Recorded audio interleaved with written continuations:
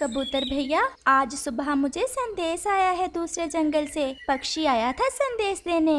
चिड़िया बहन, क्या संदेश आया है और किसका संदेश आया है? कबूतर भैया सुने तो, आज शाम दूसरे जंगल में बुलबुल दीदी के घर हमारी आमंत्रण है। हम सब पक्षियों को बुलाया है बुलबुल दीदी ने। सबको? फिर तो बहुत मजा आएगा, सब मिलकर खूब मजा करेंगे। चिड़िया, क्या दूसरे पक्षियों को बता दिया है? नहीं कबूतर भैया, आप जाएं और तोते को बता दें और मैं गोरी कौवे और कालू कौवे को बता देती हूँ। फिर वो दोनों वहाँ से चले जाते हैं। चिड़िया, क्या बना रही है बुलबुल दी आज हमारे लिए? आज बुलबुल दीदी हमारे लिए मीठे आमों का रस और खाने में हलवा बना रही हैं। हलवा? फलों का हलवा होगा? मुझे तो फलों का हलवा बहुत पसंद है। मेरी चोंच में तो अभी से पानी आ रहा है। शाम तक खुद पर काबू रखो, कहीं अभी ना जाकर बैठ जाना बुलबुल दीदी के घर। शाम को हम सब इकट्ठे जाएंगे बुलबुल दीदी के यहाँ।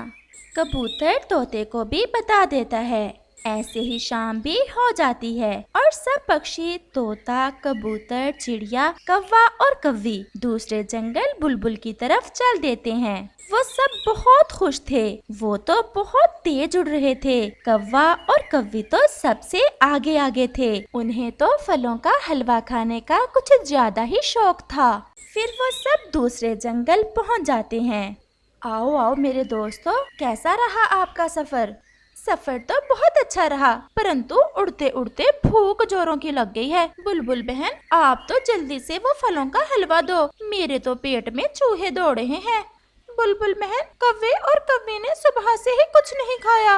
बुलबुल दीदी, हम सब थक गए हैं और सफर भी बहुत अच्छा गुजरा। और आपका बहुत बहुत धन्यवाद, जो आप इतने प्यार से जब भी हलवा बनाती हो हमें बुला लेती हो।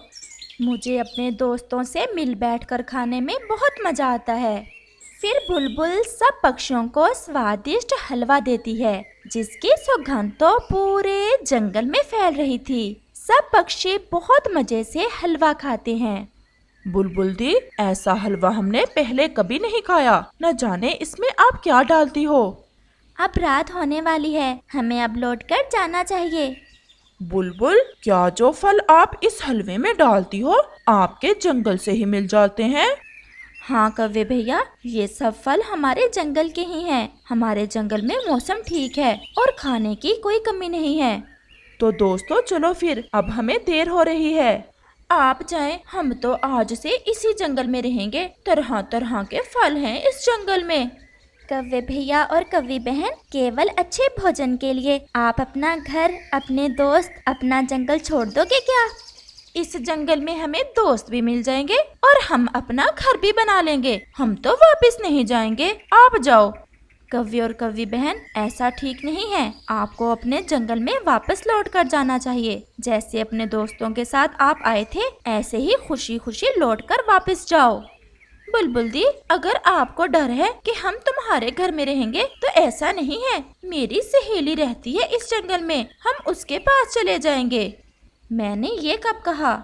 फिर चिड़िया, कबूतर और तोता वापस चले जाते हैं और कौवा और कव्वी वहाँ से थोड़ी दूर चंबेली कव्वी की तरफ चले जाते हैं। गोरी और कालू कैसे आए थे? चंबेली, आपके पास में जो बुलबुल रहती है वो दोस्त है हमारे जंगल की चिड़िया की। उसके घर आमंत्रण पर आए थे हम। और हमें इस जंगल के फल बहुत अच्छे लगे। हम तो आज से इसी जंगल में रहेंगे। क्या फलों के लिए आपने घर और दोस्त छोड़ दिए? आप भी तो मेरी सहेली ही हो। हम आपके पास ही अपना घर बना लेंगे। जैसे आपको अच्छा लगे। आज की रात आप मेरे घर में ही रह लें और फिर कल अपना घर बना लेना। चिड़िया, कौवे और कव्वे तो कुछ ज्यादा ही लालच करते हैं। कैसे उन्होंने बुलबुल के जंगल में फल देकर अपना घर ही छोड़ दिया। कबूतर भैया, कुछ पक्षी ऐसे होते हैं जिनके नजदीक दोस्त, घर और अपने जंगल से बढ़कर भोजन होता है। ऐसे ही जंगल में रात हो जाती है। कबूतर और तोता भी चिड़िया के घर में ही सो जाते हैं। दूसरे जंगल में कौवा और कव्वी तो मजे कर रहे थे। वहाँ तो तरह तरह के फल थे। वो डाल डाल के फल खाते और नदी से ठंडा ठंडा पानी पीते। और जब रात होती तो हर रोज गोरी कालू को साथ लेकर अपनी दोस्त चंबेली के घर चली जाती।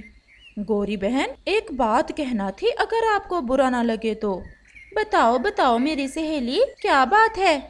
आपने कहा था कि हम अपना घर बना लेंगे, परंतु अब तो कई दिन गुजर गए, आपने अभी तक बनाया नहीं अपना घर। मैं इसलिए कह रही हूँ कि कल मेरी माँ भी आ रही है मुझसे मिलने, और मेरे घर में जगह भी कम है। बेहतर है कि आप अपना घर बना ही लें। मेरी सहेली, बस आज की रात ही गुजारेंगे आपके घर, और फिर कल हम अपना घर बना लेंगे। तरह तरह के फल खा खा कर हमारा तो पेट ही नहीं भरता। पेट भरे तो और कोई काम करें हम। गौरी बहन, ना तो ये फल हमेशा रहते हैं और ना ही मौसम एक जैसा रहता है। अगर आपने इस जंगल में रहना है तो कल अपना घर बनाकर उसी में रहना। मैं आपकी सहेली हूँ, केवल मुझे शर्मिंदा कर रही हैं आप। अच्छा अच्छा चंबेली, कहा ना कि हम कल नहीं आएंगे आपकी तरफ। फिर वो सब सो जाते हैं। दूसरे रोज कौवा कव्वे से कहता है, गौरी, आज तो हमें अपना घर बना ही लेना चाहिए। अगर मौसम खराब हो गया तो क्या करेंगे? और मुझे तो पूरा विश्वास है कि आज की रात तो आपकी सहेली भी हमें अपने घर में नहीं रखेगी। कालू जी, जब रात होगी तो देखी जाएगी। मेरी सहेली ने ना रखा तो क्या हुआ, बुलबुल दी के यहाँ चले जाएंगे। खाओ पियो और मौज करो।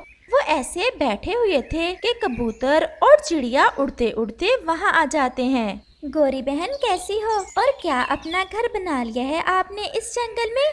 हमें तो इस जंगल के पक्षी अपना घर बनाने ही नहीं देते। हर रोज कोई ना कोई पक्षी अपने घर ले जाता है हमें। हम बादल के पास गए थे, आज या कल बादल आ रहे हैं बरसात करने। हम सब ने अपने अपने घर अच्छे से बना लिए हैं, और तुम्हारे पास रहने को अपना घर नहीं है। बारिश के दिनों में कोई भी आपको अपने घर में नहीं रखेगा।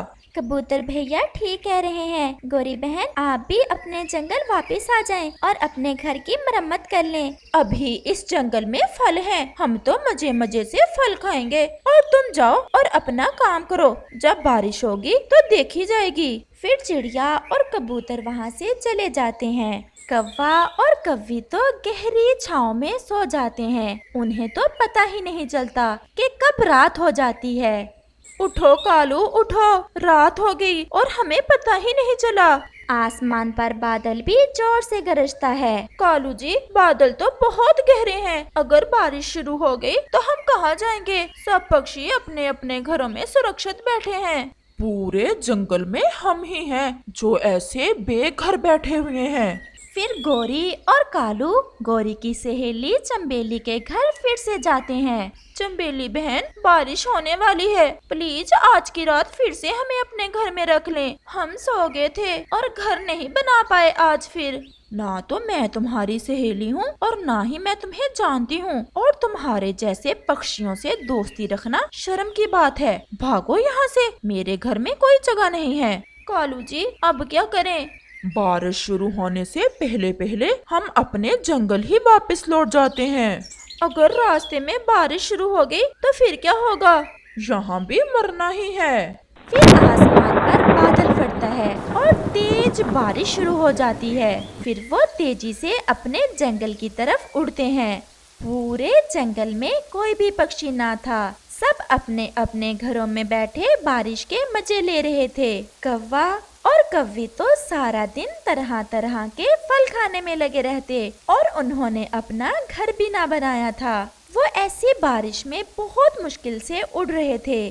फिर जैसे ही वो नदी पर से गुजरते हैं, आसमान से एक बिजली उन पर गिरती है और वो दोनों वहीं मर जाते हैं।